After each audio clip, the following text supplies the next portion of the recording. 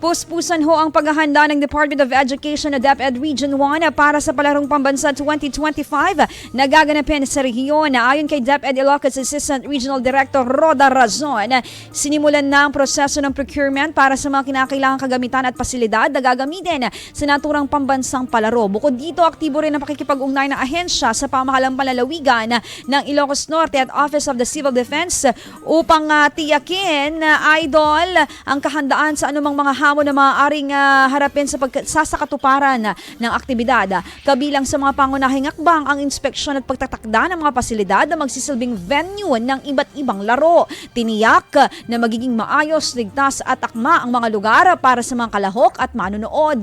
Ang Palarong Pambansa 2025 ay inaasahang magaganap sa darating ho na May 24 hanggang June 2, 2025. Sa nasabing kaganapan, asahang dadalo ang mga atleta, coach at opisyal mula sa 17 rehiyon ng bansa. IFM News. IFM News. IFM News.